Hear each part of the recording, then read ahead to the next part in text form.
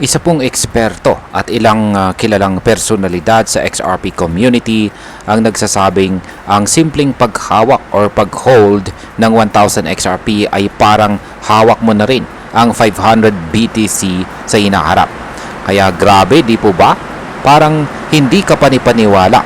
Pero sa likod nito, may malalim na usapin tungkol sa potensyal na XRP na mag-multiply ng husto ang kanyang presyo. Kaya sa video na ito ay pag-uusapan po natin kung totoo nga ba na kaya ni XRP na umabot sa presyong magpapayaman sa mga holders kahit pa 1,000 lamang ang hawak natin. Kaya pag-uusapan din natin ang opinyon ng mga eksperto, ang galaw po ng presyo ni XRP at syempre ang epekto nito para sa atin bilang mga Pinoy crypto investors. Kaya yan, bago po tayo magpatuloy, ay pakibasa na lamang po muna ang disclaimer dito sa ibaba ng ating screen. Yan, simulan po natin sa kung ano po ang kasalukuyang halaga ni XRP at bakit po marami ang nagdududa. Sa ngayon, si XRP po ay nasa presyong humigit kumulang $2.20 o mga nasa 129 pesos po yan sa halaga ng palitan ngayon. Ibig sabihin ay kung meron po tayong hawak na 1,000 XRP, ito ay katumbas po ng $2,200 o mga 129,000 pesos. Pero ayon po sa mga skeptics o yung mga nagdududa, para maging milyonaryo ka po, ayan, gamit lamang ang 1,000 XRP, dapat umabot daw ito ng halos $1,000 kada piraso or ang kanyang presyo. Ang problema, ang pagtaas po ng presyo ng XRP ng ganyang kalaki ay higit 45,000% at parang imposible po yang mangyari. Kaya para sa kanila ay hindi po realistic ang ganitong expectation. Pero teka lang, hindi lahat ay sang-ayon sa pananaw na yan. Si Zena, yan, bakit po siya naniniwala na kayang magpayaman ang 1,000 na XRP? Ayon po kay Zena, isa po siyang kilalang XRP community member, mali raw ang mga nagsasabing hindi ka na yayaman kung 1,000 XRP lamang ang hawak mo. Sa kanyang matapang na tweet, sinabi niya na ang mga nagkakalat ng ganitong mindset ay walang alam sa tunay na potensyal ni XRP. Naniniwala itong si Zena na pwedeng umabot si XRP sa presyong hindi lang 3 digits, kundi pati 4 o 5 digits. Para sa kanya, kahit maliit lang ang hawak mo, hindi ibig sabihin ay maliit din ang pag-asa mong umasenso. Dagdag pa niya, ang mga malalaking hodlers o mayayaman pa nga ay mas supportive kaysa sa mga nagtatawanan sa maliliit na investors. Kaya ang panawagan po niya, let people do their best to accumulate. Huwag po nating maliitin ang mga maliit na halaga dahil pwede pong maging milyonaryo ka na rin. Ngayon ay ano naman po ang sinasabi ni Crypto Tank tungkol sa future ni XRP? Ayan, pumasok din sa usapan ang isang independent researcher na si Crypto Tank. Sabi niya, most people have zero clue what XRP is about to do. Yan, ibig sabihin ay karamihan sa mga tao ay walang kaalam-alam sa maaari pong mangyari kay XRP sa mga susunod na taon. Para kay Crypto Tank, hindi po malabong makakita tayo ng presyo ng XRP na aabot mula $100 hanggang $9,999 kada token.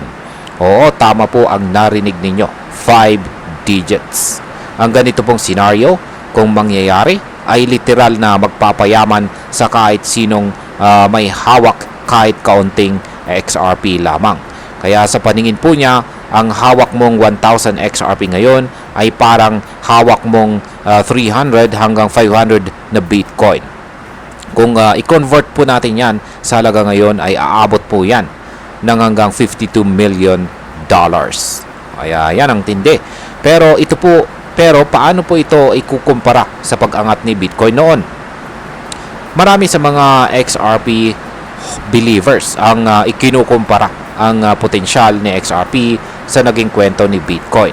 Tandaan natin, si Bitcoin ay nagsimula lamang sa presyo na 0.05.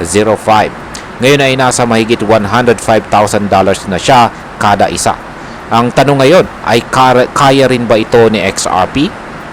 At ang sagot po ng community, posibleng-posible kung ma-adapt ang XRP sa global payment system at suportahan ng mga malaking institution. Isa sa mga tinitignan po ng mga eksperto ay ang posibleng pag-approve ng XRP ETF, katulad po ng nangyari kay Bitcoin. Kapag nangyari po yan, ay talagang magpapalakpakan ang mga hodlers. Ngayon ay ano naman ang mga hadlang para hindi ito mangyari? Siyempre, may mga valid arguments din ang mga kritiko. Isa sa mga pinakasikat na argumento ay ang malaking supply ng XRP. Sa kasalukuyan, may total supply sa XRP na 100 billion tokens. Samantalang si Bitcoin ay may limit na 21 million lamang. Ibig pong sabihin ay mas mahirap umangat ng todo ang presyo ng XRP dahil mas marami siyang circulation. Kaya hindi ganun kadaling abutin ang mga high targets tulad po ng $1,000 or higit pa. Pero ang tanong, kaya bang lampasan ni XRP ang kanyang limitasyon na ito? Sa pamamagitan po ng real-world use cases gaya po ng cross-border payments, partnerships with financial institutions, at regulatory clarity, possible pa rin po ito.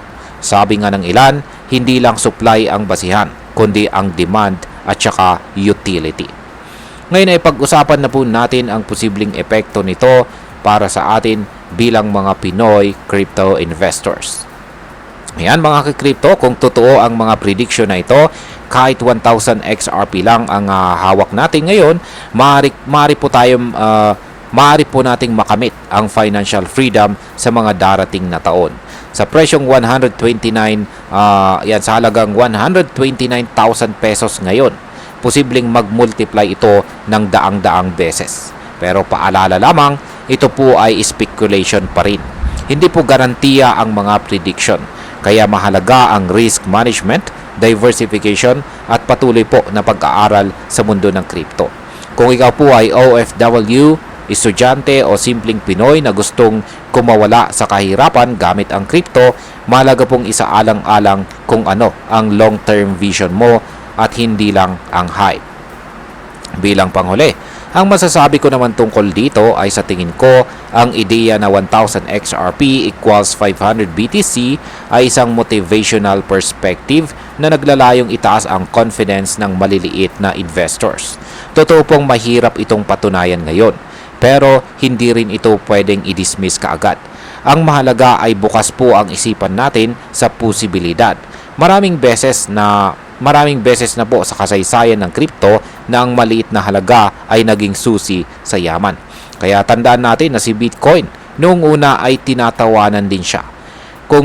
Kaya kung naniniwala ka kay XRP, patuloy kang mag-ipon, mag-research at huwag kang basta-basta maniwala sa FUD. At higit po sa lahat ay huwag mong maliitin ang sarili mong crypto journey.